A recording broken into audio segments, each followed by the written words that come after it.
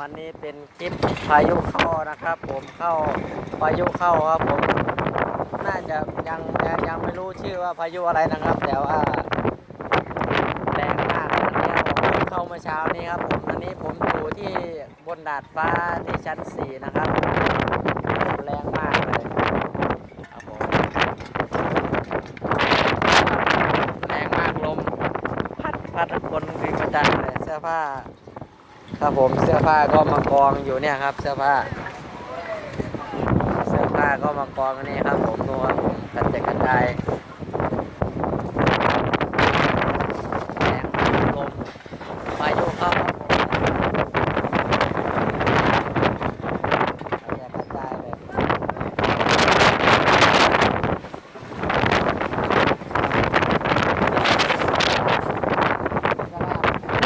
ข้างในครับผมแรงมาก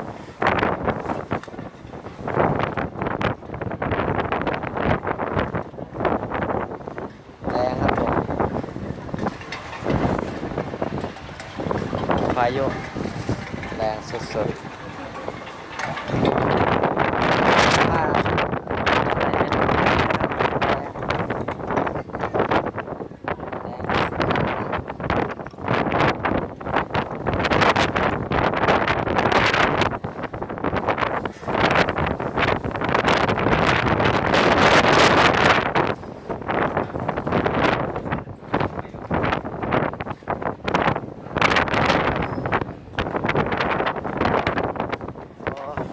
แรงมากครับผมไม่รู้จะพัดคนด้วยพัดโทรศัพท์ไปด้วยไม่รู้โอ้แรงลมแรงมากเลยครับน่ากลัวด้วยก็เลยกระจุยกระจายก็ไปครับผม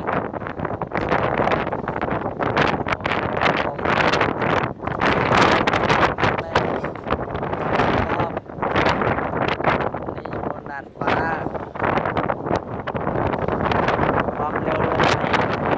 บอกไม่ได้ครับผมแต่ว่าแรงผมจะให้ดูต้นไม้ครับต้นไม้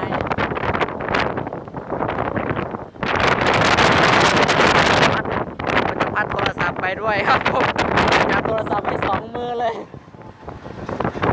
จะพัดโทรศัพท์ไปด้วยครับโอ้อันตรายมากเลยโทรศัพท์ก็จะปลิวนี่เป็นสุดยอดเลยครับผมเดี๋ยวขอนั่งลมก่อนลมมันแรงขอนั่งลมก่อนโหลมแรงมากเลยลมแรงมากเลยขอลมมันแรงครับดูสภาพพี่ครับสภาพพี่เขาก็ขึ้นมาเหมือนกันนะครับผมสภาพดูระวังกันด้วยนะครับลมน่ากลัวนะครับลม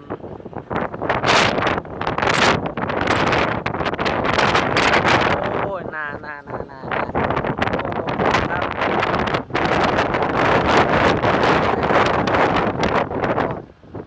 ทรงผมไม่เป็นทรงผมเลยนะครับผม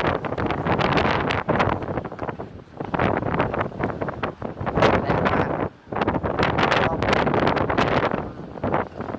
ที่จะมาชอบ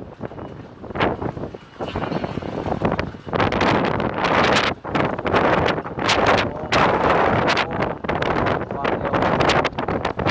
มากเลยน่ากลัวจะต้องจับโทรศัพท์ไว้2 มือครับ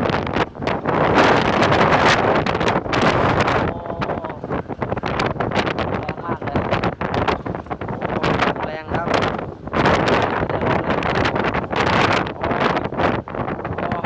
ลมแรงโอ้พัดโอ้ยืนไม่อยู่เลยครับลมน่ากลัวครับผมก็ฝากถึงเพื่อนๆคนไทยที่อยู่เขตโตเรียวนะครับผมช่วงนี้ก็จะออกไปข้างนอกนะครับผม รายช่วงนี้ลมพัดแรง อาจจะมีอะไรฝากถึงเพื่อนคนไทยไหมครับครับผม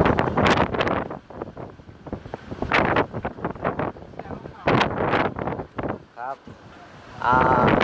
เดี๋ยวผมต้องขอลงไปข้างล่างก่อนเพราะว่าอันตรายมากแล้วลมมันแรงถ้าอย่างนี้ก็ฝากคลิปนี้ไปด้วยนะครับผมพายุเข้าโอ้ยแรงครับผมน่ากลัวผมขอไปอยู่ข้างล่างก่อนเพราะว่าข้างบนน่ากลัวมากเลยครับโอ้ลมแรงครับอันนี้ไม่ได้พูดเล่นโอ้น่ากลัวครับโอ้ลมแรงครับดูต้นไม้ครับผมดูต้นไม้ต้นไม้ครับแรงมากเลยครับผมคลิปนี้ผมก็มีเวลามากมายครับผมก็ดูแลสุขภาพด้วยนะครับผมคิดถึงครับผมทุกคนครับผมไม่ไหวแล้วครับผมสวัสดี